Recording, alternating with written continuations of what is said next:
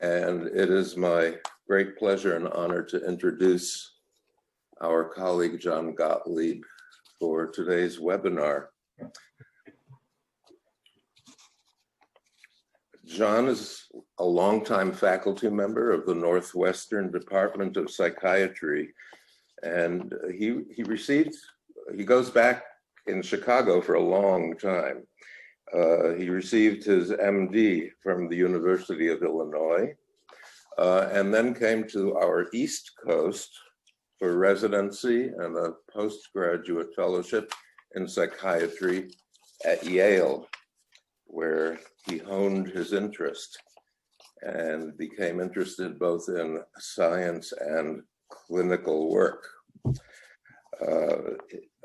He has a voracious interest in research, even though he is otherwise, you might call him a clinician's clinician, but he's always on the lookout for new leads in the research literature, and in particular, the field of biological rhythms caught his eye early on.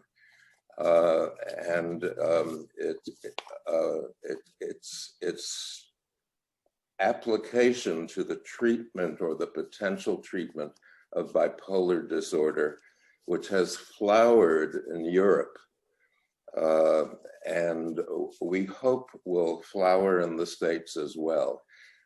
Somehow, you Europeans are a decade ahead of us in all of these matters. But John has been a true pioneer in the States. You can show that second slide, please. There, he established already a good decade ago the only treatment program in psychiatric chronotherapy in private practice in the United States. And it continues as an exemplar, as a model, which we hope will spread its inspiration throughout. John has been dedicated to our profession as well. He served on the SLTBR board of directors, and he's been a longtime member of the Center for Environmental Therapeutics board of directors. That's an associated group which is primarily dedicated to education of the general public in our field, and as well as the training of clinicians.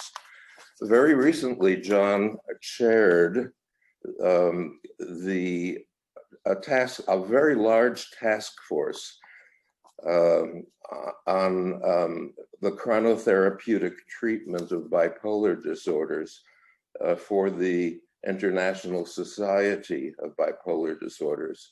That task force report was published almost 2 years ago now in bipolar disorders. So it's with great enthusiasm on a day that is filled with enthusiasm for many reasons, among them the peaceful transition of power in the United States of America. Over to you, John. Thank you, Michael. Personality disorder, PTSD, eating disorders, traumatic brain injury, cognitive impairment, dementias. So this is something that's been used and investigated broadly throughout medicine and throughout psychiatry. My interest as a clinician is in using chronotherapy for the treatment of mood disorders. And in particular, I have a subspecialized interest in the treatment of bipolar disorders. That will be the focus of my talk today. So let me start by talking about the structure of my talk. First, I'll begin by just defining what chronotherapy is, what constitutes a chronotherapeutic treatment, and the major modalities of those. After that, the main body of my talk is going to be presentation of some case vignettes around which I will anchor my use of different chronotherapies, and then present a relatively quick, brief summary of the research evidence in support of those chronotherapeutic treatments. And I will save some time for questions and answers. This is going to be challenging for many reasons, not the least of which were the technical difficulties for the last 5 or 10 minutes, but also because anytime one's trying to kind of bridge a talk between the clinical world and the research world, it's always a bit of a heavy lift. Oh, and I will also kind of describe why I think this field is so cool, and some questions and answers at the end. I do not have any financial conflicts. I do want to disclose, kind of make transparent that I am a sunlight warrior and a darkness warrior, and I do battle on a near daily basis with the forces of excess and ill-timed light and darkness. Obviously humor, but more truth in that than I care to admit. I really use chronotherapeutics on an almost daily basis in my practice. Frankly, I can't imagine not having chronotherapeutic treatments in my arsenal of things that I could use in working with people who are depressed or who are struggling with mood problems. So I'm very much a partisan in this field, and I want to kind of acknowledge that. And also, last, I feel that chronotherapeutics as a field has been unfortunately marginalized for many different reasons. So this is the baggage and the biases that I bring into this talk. So please take note of that. Okay, so how can we define chronotherapies? This is the working definition that we used in the paper that Michael referenced in his introduction, which is that it is a timed intervention thought to act primarily on the biological clock and the human timekeeping system. So here's what's important about that. First of all, timed intervention, that's important.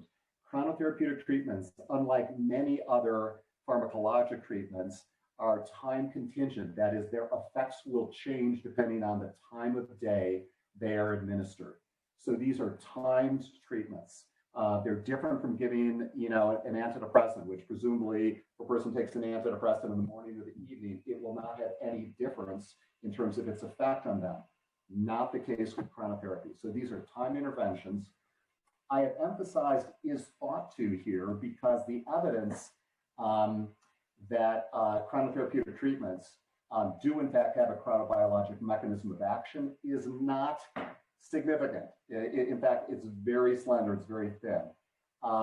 We think that these have a chronobiologic mechanism of action, but that is yet to be established for most of the treatments. There's some evidence for bright light therapy, a little bit for sleep deprivation, but the rest, these are assumptions that we have about the treatment. So in some ways, it is the surface characteristics of these treatments that define them as chronotherapeutic treatment.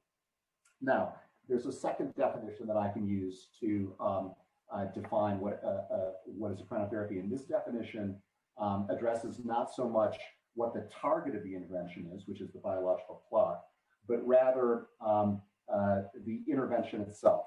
So to explain this, I have to kind of explain how the timing of the circadian system is set.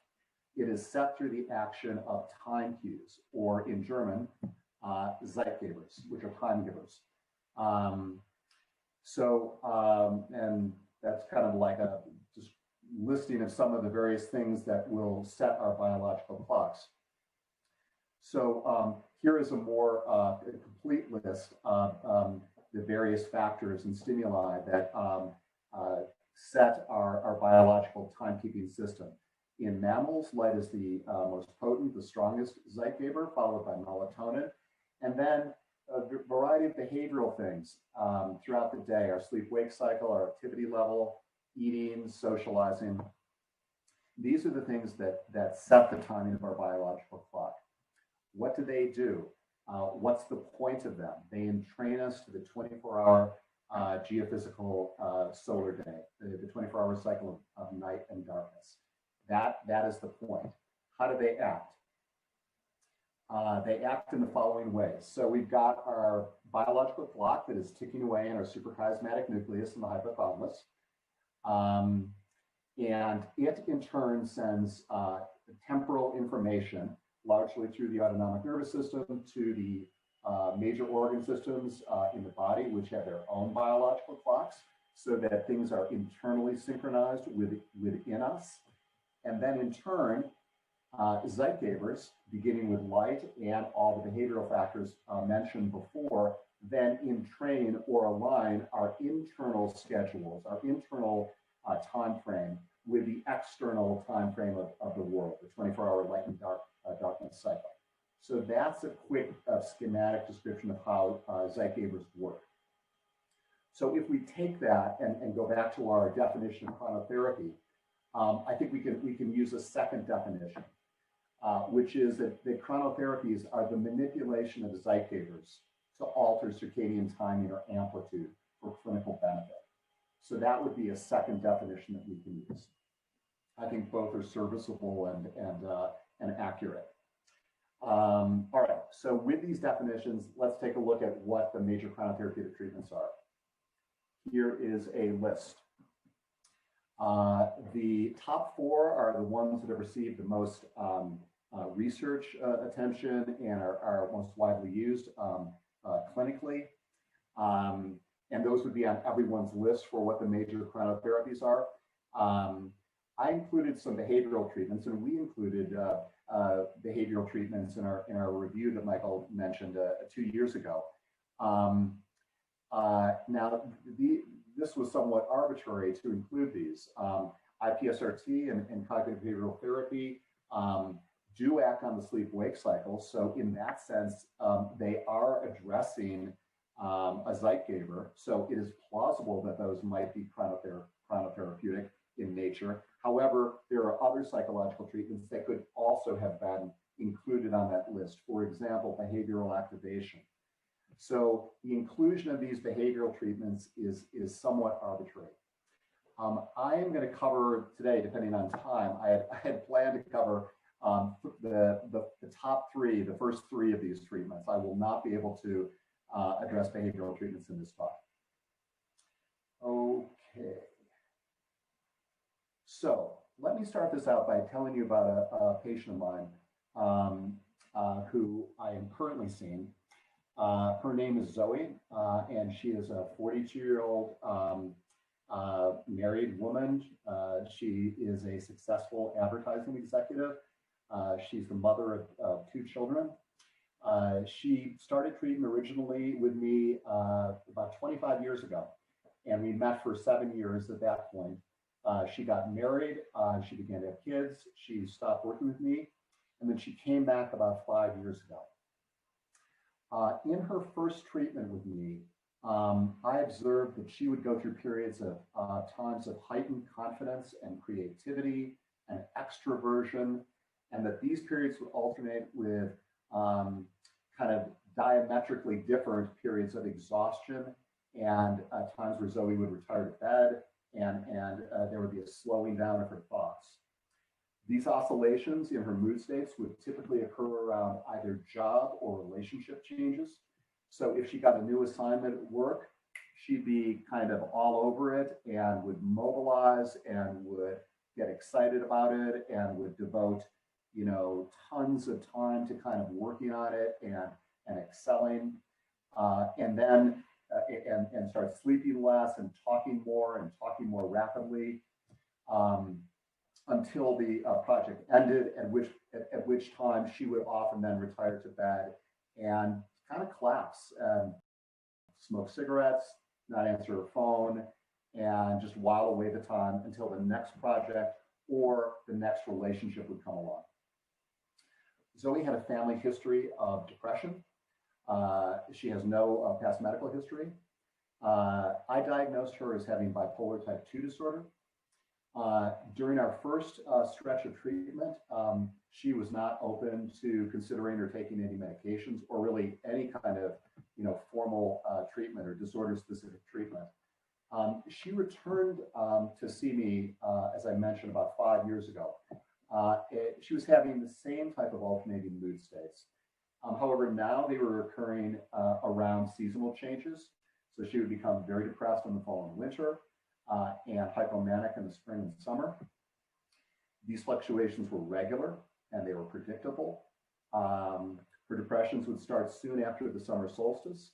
So just as soon as daylight had maximized and was begun to kind of shrink, her mood began to kind of slowly, inexorably go down. Until the winter solstice, at which point the opposite climb would ensue, and she would begin to kind of accelerate and her moods would lift on a regular basis for the next several months. She agreed to a trial of lithium during our second treatment, that helped, especially with her spring-summer hypomanias, but it did not eliminate or really significantly help with her downturns. So here is Zoe, where she was in her kind of superwoman mode, and this is when a new project was on her radar, or a new boyfriend was in her life.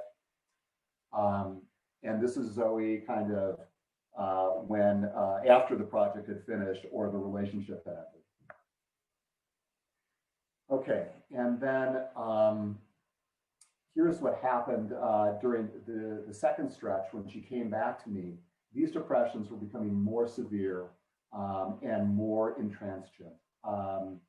And also, not only was there kind of the worsening that she was experiencing during these times, but also cumulatively, her endurance for these things was just lessening, and her ability to tolerate these kind of upheavals that would happen in her life was less and less. And so at this point, she said, and again, I kind of presented different options we had. We could have increased her lithium level. We could consider adding a second mood stabilizer. We could have added an antidepressant. All perfectly reasonable ideas. Zoe was not up for this, which, by the way, is one advantage of chronotherapy, which I'm going to get to in my next slide. I'm going to take a tangent there. And actually, let me just say that right now. So what are the reasons that a clinician might consider using a chronotherapy?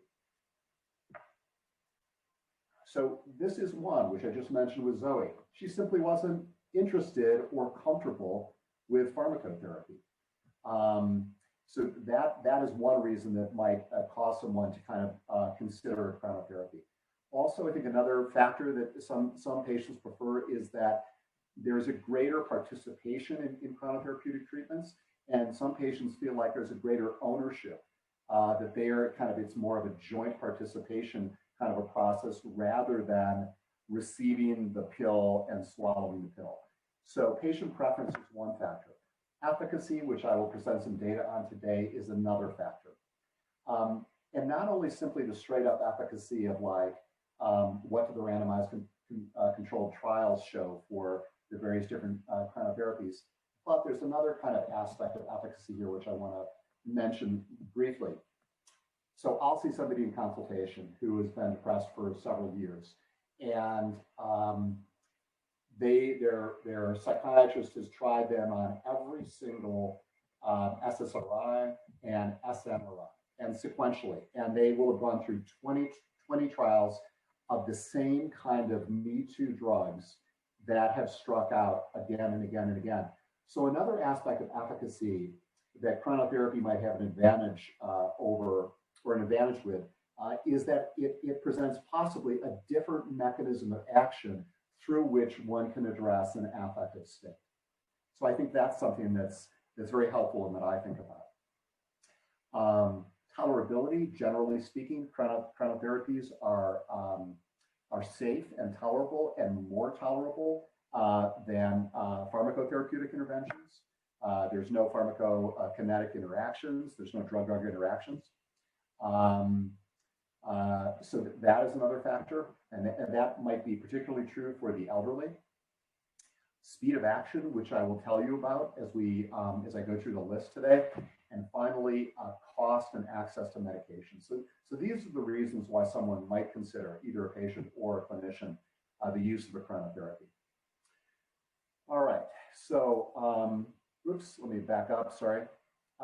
So in Zoe's case, as I mentioned, she was not open to any pharmacotherapy options.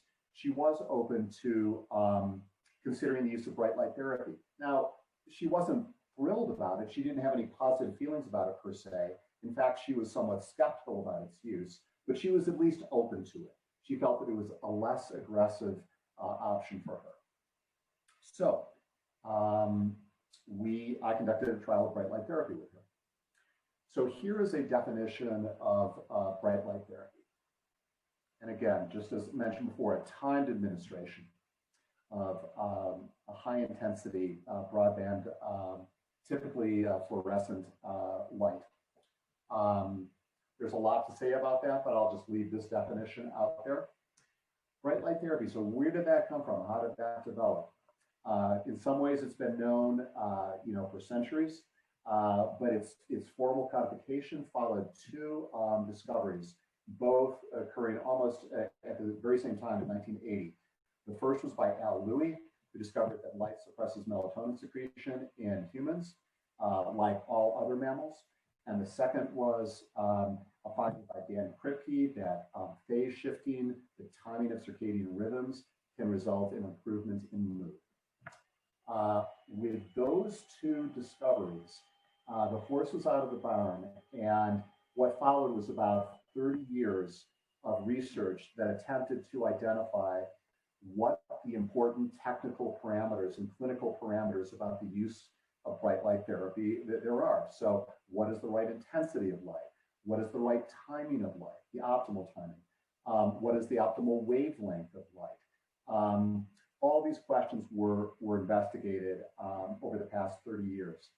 In parallel with that, there was also an exploration about where is light helpful? Is it helpful in depressive disorders? Is it helpful in personality problems? So this is what's going on in our field over the last 30 to 40 years in terms of research on bright light therapy. So how do you do it? How do you do bright light therapy? This is something that I typically would take 2 to 3 classes to teach the psychiatric residents about. We obviously don't have that. However, I will include a quick guide that goes through step by step what you can do if you would like to use bright light therapy. So my quick one-word answer about how you do bright light therapy is you do it really carefully. And by that, what I mean is that I think you have to, bright light therapy is the administration of a biologically active intervention. It is every bit the same as the prescription of a medication in that way.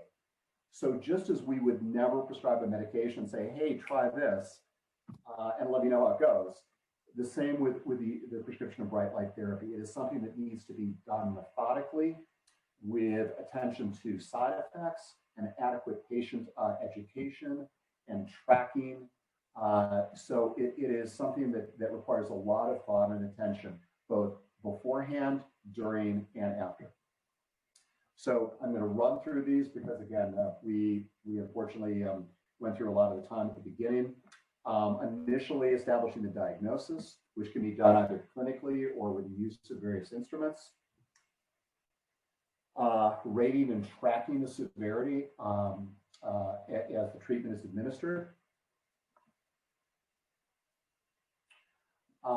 Reviewing the contraindications. And again, I wish I had time to talk about this, but these will be listed at the end of this talk today. There are several categories of contraindications for the use of bright light therapy. Psychiatrically, the one that is of largest concern to a clinician is the presence of current or recent manic symptoms or current or recent mixed states. In addition, psychosis is, we're not sure about that, but it looks like psychosis is probably not a good thing to be present if you're considering bright light therapy. There's some medical and ocular contraindications as well. selecting the appropriate light box. In the United States, the Carex Daylight Classic Pro is the one that I'm most comfortable with, and the one that has had a fair amount of research backing to it. And which I'll just kind of quickly point out, it has a certain size. As you can see, the light panel is angled down towards the patient's the lower part of the retina, and it has the UV filter on the front of it. Patient education is something that I really want to take, is exactly the same as with medication. Explain to somebody how this works, what they can expect, when it will occur, what possible side effects might take place. So a good deal of patient education. There's going to be an issue about whether the light is being used adjunctively with medication or as a monotherapy. Setting the initial parameters, which I will get to in the next slide, and then treatment monitoring. And by the way, with treatment monitoring, very, very briefly, this requires more, not less effort than prescribing medication.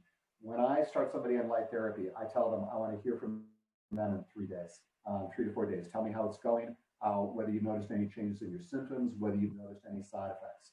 So different from how I prescribe a medication, requires more effort, more ongoing participation during the treatment than pharmacotherapy.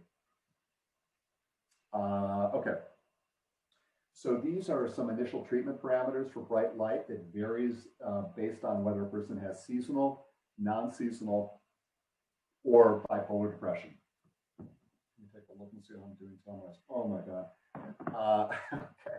So I'm gonna run through this slide. Let me just suffice it to say that bipolar depression, the timing of light is controversial and is being kind of hashed out. So this was Zoe's treatment. As I mentioned, her diagnosis, and there were no contraindications. I started Zoe on 10 to 15 minutes of midday light. That was too much for her. She felt anxious when she was in front of the light box. Her anxiety was experienced as kind of a breathlessness. We had to reduce that down to 5 minutes, which she could tolerate. And right now we've kind of found the sweet spot, which is about 7 to 8 minutes midday every day. If she does it longer, or if she's too close to the light box, her anxiety will increase, not only during the treatment, but afterwards as well.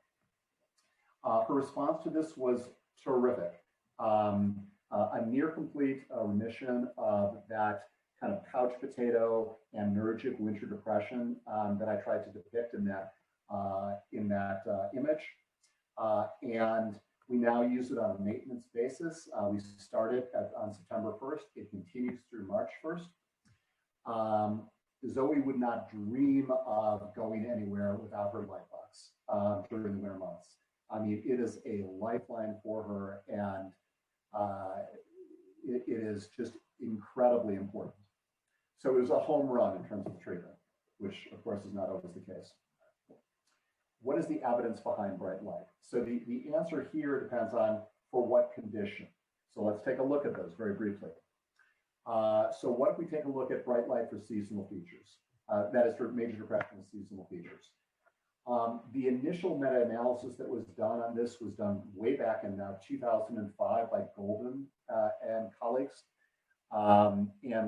They had 8 studies at that point, which had a cumulative effect size of 0.84, which is huge. And any pharmacotherapy trial would love to have that kind of effect size. And their conclusion was that a significant reduction in depression, comparable to what you find in a pharmacotherapy trial. So that was one of the first meta-analyses. I think it was the first meta-analysis. There were no other meta-analyses that I'm familiar with until last year, when, and I'll try and say this right, Purick, I'm not quite sure, or Jarek, published this in Psychotherapy and Psychosomatics. And their finding, they had a modestly positive standardized mean difference of -0.37 for light therapy. And their conclusion there too, it can be regarded as an effective treatment.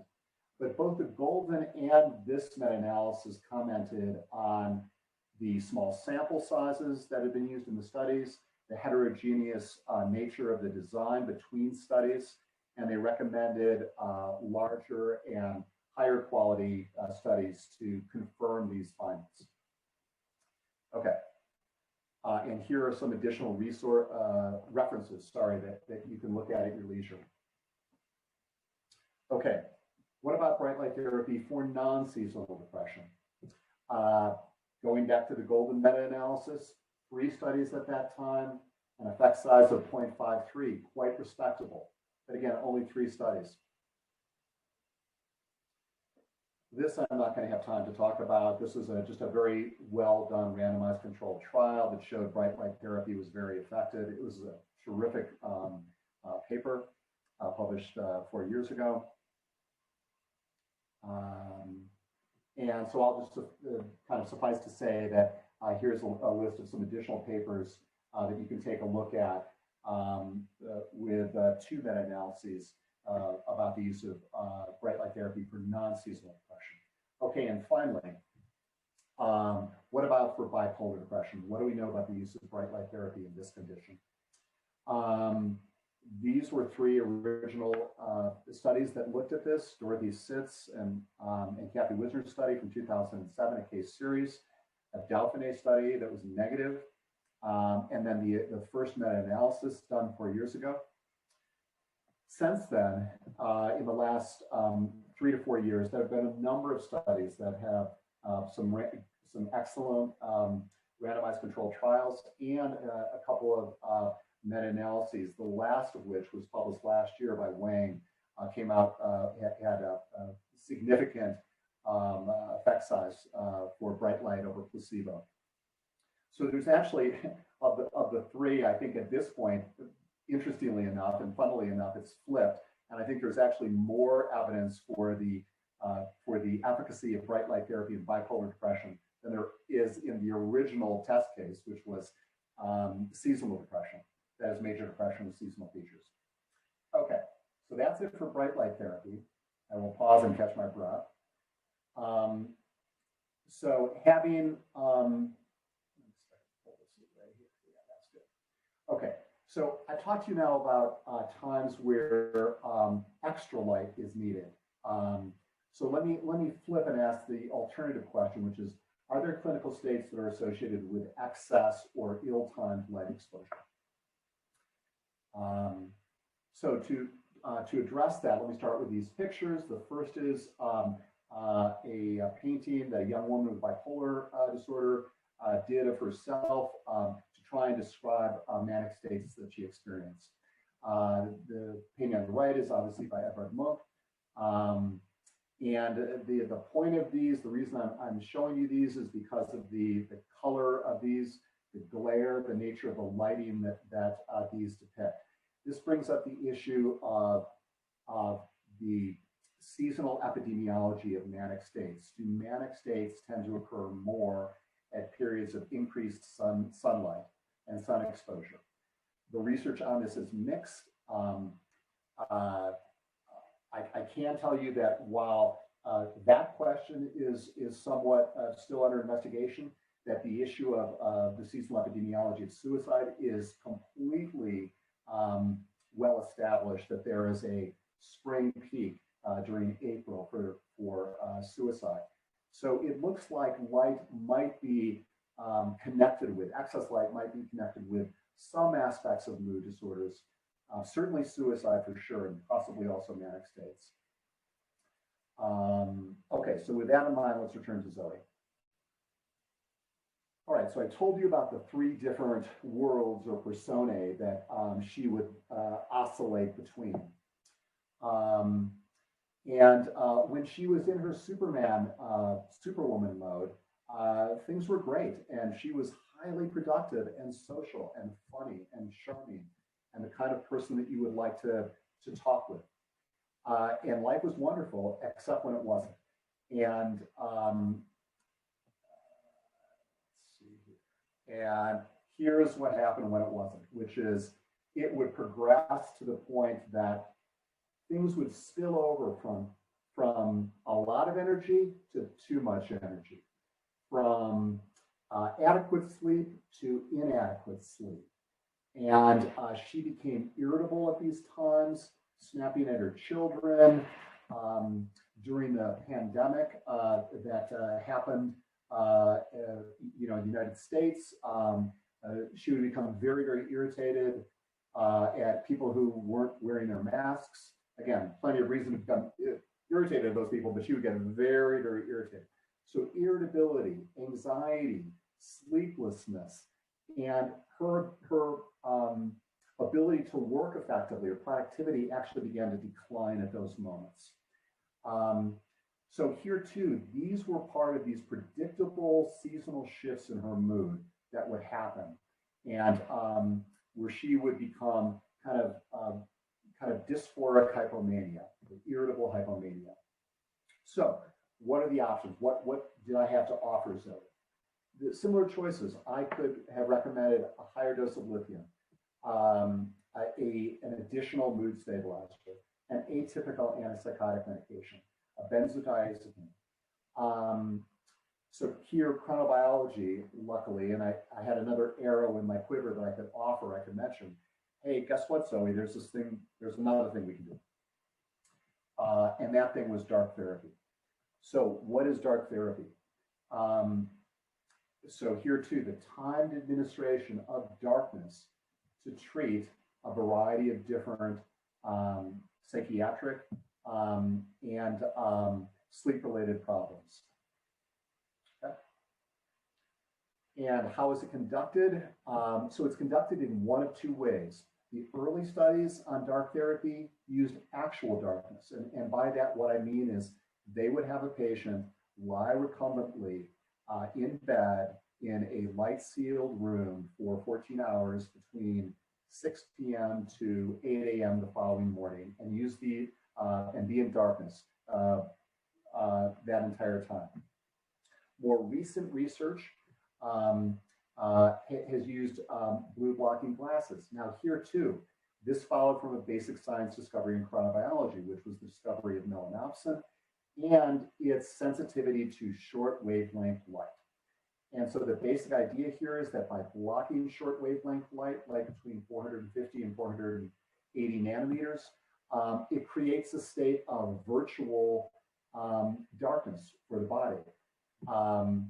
So when one is wearing blue blocking glasses, one is living in a dark world from a circadian point of view. Here are pictures of blue blocking glasses. There are more stylish ones available through, but these do the trick. All right. So what is the treatment dose of blue blocking glasses? As I mentioned, in manic states, the glasses are worn from 6 p.m. Until 8 a.m. So they're worn the entire time except when asleep. Night shift workers use them at a different time frame. Side effects are mild and transient reversible depression. So how did Zoe do with these? Well, so in terms of kind of honest transparency, they didn't really have any effect on her. And I've used blue blocking glasses dozens of times in my practice. And interestingly, I find that there's a bit of a dichotomous response to this. In that some people respond quite well and fall in love with it, and it becomes their new best friend, and it's something that they really enjoy. Not enjoy is not the right word. They value having access to that and being able to control their own symptoms. And other people, it just doesn't have any effect. And it's interesting because I really don't see a spectrum of response with this at this point. I just see that people either strike out or they get a good response to it. In Zoe's case, they did not have any meaningful effect. When they do work, what people will tell me is that they feel a natural inclination towards sleep. So it is different from prescribing a sleeping medication, which will kind of, sleeping medications are more like a person is kind of kind of suppressed into sleep, kind of brought down into sleep. It's a different quality that blue blocking glasses have, a more natural quality that the patients who respond to it like. What is the evidence for the efficacy of blue blocking glasses in manic states?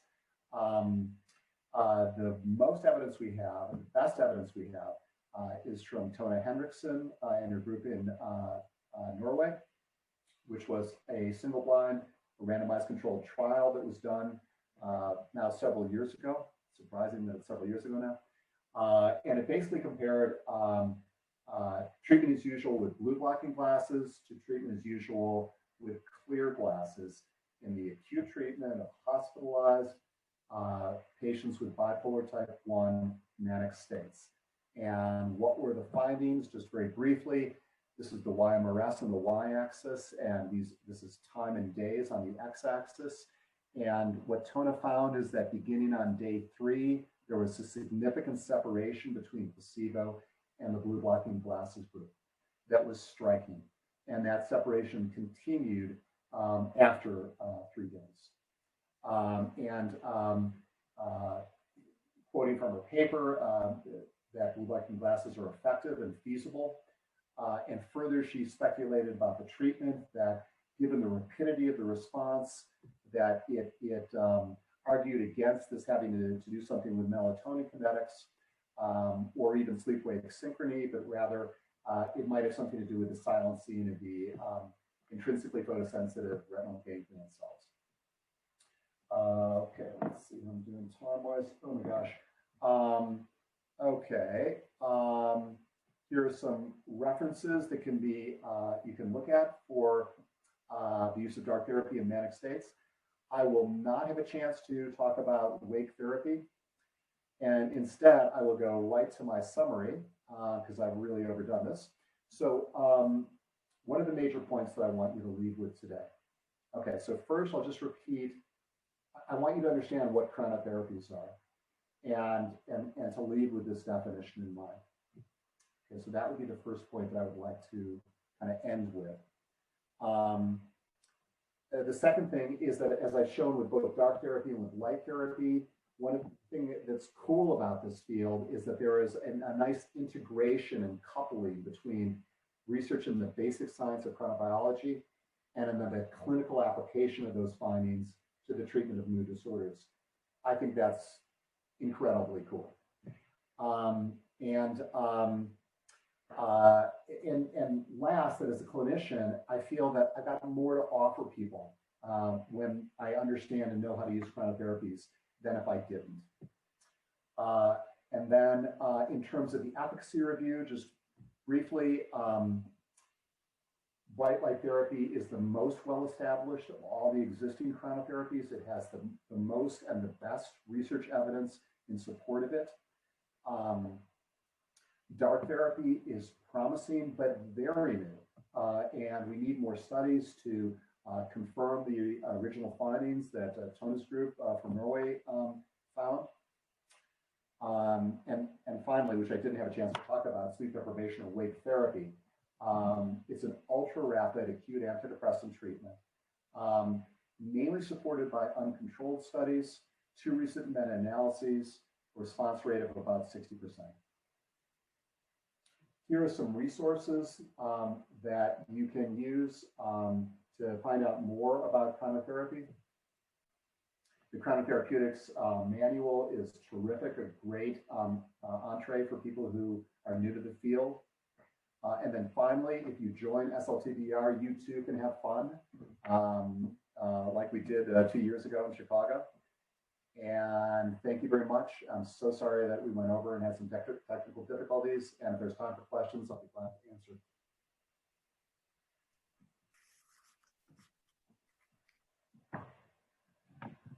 Thank you, John. That was a compressed and provocative presentation. We have a number of questions here. And one was on the specificity of lamp types. You've shown us one configuration that has been extensively studied. There are on the horizon now LED sources and sources that manipulate the spectral balance. So how does the new clinician make a choice? Okay, great question. So I apologize because I should have, especially with this audience, have identified what a comparably researched instrument would be for the European community, and unfortunately I cannot provide you with what that equivalent device would be that's used in Europe. What I can tell you about is in terms of the parameters themselves. One question was do we want to kind of shoot for blue enriched or a narrow blue spectrum versus a broadband? And at this point, our answer is we want to stay with broadband. That might change in the future, but broadband white light is the way to go. That would be the first thing. LED versus fluorescent. One of the studies I showed about bright light used by a Chinese group used LEDs. It is one of the only, I think there might be a few studies that have looked at LED lights. I think the jury is out about whether those produce equivalent effects and have equivalent safety to fluorescent lighting. I would say, given the absence of evidence, I would still stick with both fluorescent and broadband white light. Yeah. There's the issue of lack of clinical trials. There's also an issue with the very intense LED lights that have appeared on the market in a fraction of the surface area of the classic fluorescent lights. And this introduces another parameter of glare aversion, which can actually force you to close your eyes or turn away. This is a good question from Marika Gordin. Why a midday light as opposed to light at the transition of the circadian state in the morning? That's a wonderful question. And I'll tell you the quick answer to that. The quick immediate answer to it is because in the original study of bright light therapy for people with bipolar depression, which was done by Dorothy Sid and Kathy Wisner, which I mentioned from I think 2007, case series of 7 women with bipolar disorder. And they were divided between women who received light midday and women who received light early morning. In the 4 women who received early morning light, 3 of them developed mixed states, which is kind of the simultaneous occurrence of manic and depressive symptoms. Okay, so it was because of that study and then there was a crossover design. So those patients were shifted to midday light, which they tolerated well and benefited from. So the short answer, Marika, is that the question is, and I really have to emphasize that it's a question right now, we don't know. The question is midday light safer than early morning light? Put differently, is early morning light more potent and perhaps unhelpful and more potent at times than midday light? TBD, we'll find out. I can tell you that in terms of mechanism, you're talking about kind of the early morning versus dusk kind of thing, and to kind of hit that during the transition, it may be that we may be acting on different aspects of circadian rhythms with those 2 interventions. It may be that early morning light is more phase shifting. It might be that midday light is more amplitude enhancing. Speculation, we don't know. But the short answer is we had a case series that showed that several women did significantly worse with early morning light. Now, against that, Francesco Benedetti published a study that looked at Early morning light of bipolar depression, found very few adverse events from that. We just don't, it hasn't been determined.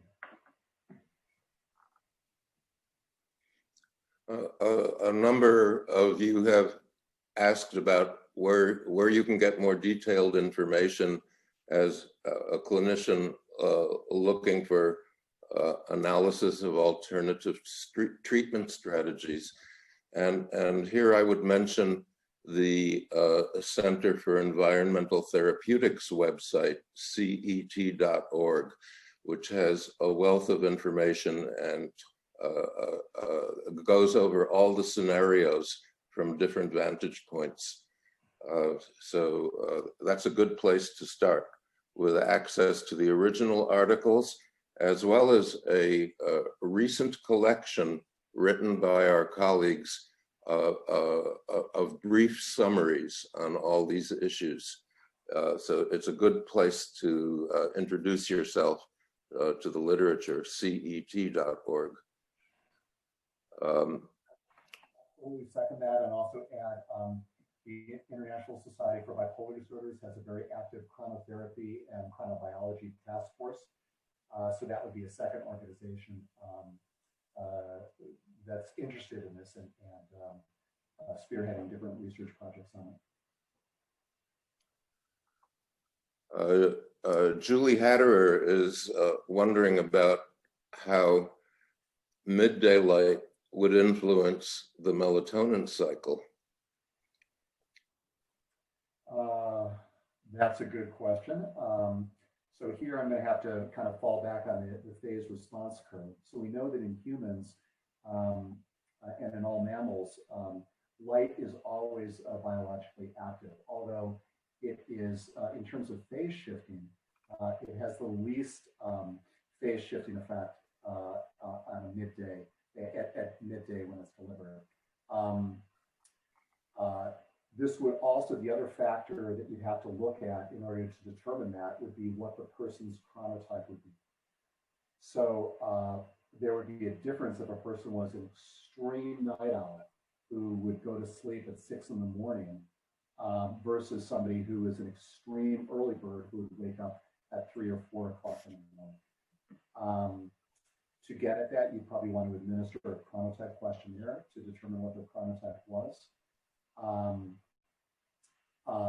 For the average intermediate chronotype, my guess is that midday light would not have a significant effect on melatonin kinetics or melatonin secretion.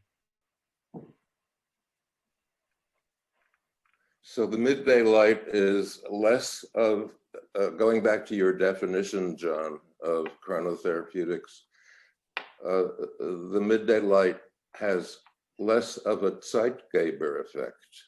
It's not, that is not the essential mechanism if you're not shifting rhythms.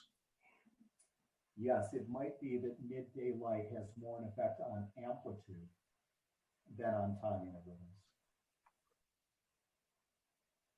And that may have a beneficial effect, although a different beneficial effect than the phase shifting effect of light. If someone has an extremely delayed circadian rhythm, as we see fairly frequently in depression, the noontime interval is in fact the transition from night to day. And therefore it would exert a Zeitgeber effect. That is absolutely correct. So if you want to be really careful and clear-headed about the use of bright light therapy, you would, before you administer it, you would identify the person's chronotype and then administer it based on their chronotype. Use the chronotype to set the timing for when you use the bright light. Yeah, I would add that when you get these chronotype scores, which is paper and pencil, verbal score, it's not a measure of melatonin secretion, they correlate highly with the melatonin pattern. And so you can infer about the circadian state from a report on a behavioral chronotype. Again, the CET website explains that quantitatively.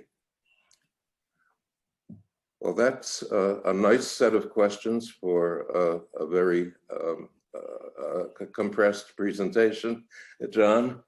And thank you all. Thank you for everyone coming. Bye, Donna.